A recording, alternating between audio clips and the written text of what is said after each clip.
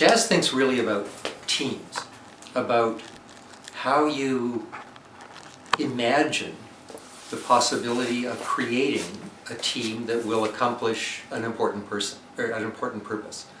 How you imagine bringing people together, creating the space for people to collaborate, for people to align their talents and their passions and their gifts together so that you can achieve the results that you hope to achieve. I've spent most of my career in faith-based nonprofit organizations. So I led a congregation in downtown Toronto, and then came out to Vancouver in 1985 to become Dean of the Presbyterian College and teach really leadership and organizational development at Vancouver School of Theology to people who, for the most part, were going to go into leadership in the Christian church. And I've been interested in leadership and organizational culture and the way in which people collaborating together create those cultures for quite a while. It wasn't until I began to left the university in 2001, set up Jazz Think at that time, and looked at both coaching and facilitating keynote speaking on the topic of teamwork. And I've been a jazz fan all of my life. Love jazz.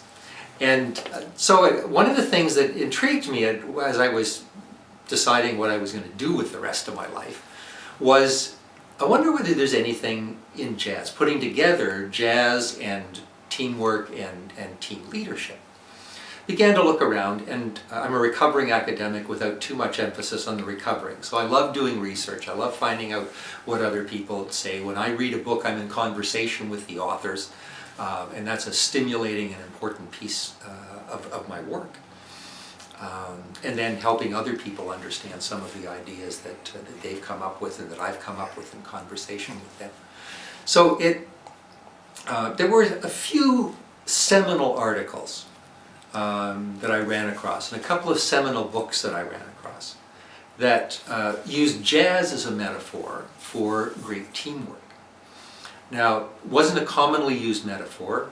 Some of my friends at the beginning of my career in speaking and coaching and consulting said, drop the jazz metaphor because nobody's going to get it. Nobody's going to understand it. So I had to sit down and say, all right, let's say 80% of my potential market doesn't get the jazz. Is there a good revenue stream in the other 20% because I really don't want to drop the jazz? And decided, yes, there is. And so I stuck with it. And I'm glad that I did. But the connection that we draw between jazz and teamwork is the most common form of jazz in human experience, is ordinary conversation. Every time you open your mouth to have a conversation, you're really a jazz musician because there's a clear structure. So there's vocabulary and grammar. That structure enables you to communicate. But every time you use that structure, you use it differently. You improvise. You improvise with your vocabulary and your grammar in a different way. So even if you're saying the same thing over and over again, you tend to be saying it in different ways, interpreting it in different ways, making slightly different sounds, different inflections. And so the connection that we began to explore was if people in their teams, people seeking to exercise leadership in their teams, no matter where they are, what position they hold, because leadership is influential rather than positional. If they were to manage the sound and impact of their voice with the same attention that a jazz musician pays to managing the sound and impact of his or her instrument, what difference would it make to the quality of conversations? And if the quality of conversations improved, then what difference would that make to the quality of the team and to the team's impact and influence in the organization and therefore the culture of the organization? So this is what we've been exploring for the last 10 years. And we do our research by asking the people in Jazz Think events, what qualities of great teamwork do you see in the performance of the jazz group? We usually work with a live jazz group, live jazz trio. In Vancouver, the Vancouver area, that trio is headed up by Corey Weeds, who owns Corey Weeds Cellar Jazz Club out on Broadway between Dunbar and Elma. It's one of Downbeat's 100 best jazz clubs in the world. And Corey is a fine saxophonist. Several recordings, many of them have hit the top 10 in the jazz charts in the US and Canada. So he's a wonderful fellow to work with in that. And Bill Weeds, his dad, usually plays guitar. Doug Stevenson normally plays bass. And so the three of them are illustrating the quality of teamwork that a really good jazz group exhibits, that leads to the kind of connection with the audience, the achievement of interpreting a melody, interpreting a song well, and just the joy of playing together, the joy of having those conversations, of expressing their hearts through their instruments.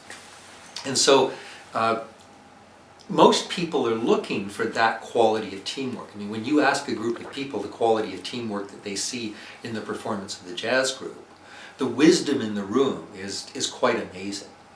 And so that's how we've been doing our research, is listening to it, collecting those stickies and shows the notes that are on the stickies that people do. And so we've got 10 years of Jazz Think research on the quality of teamwork.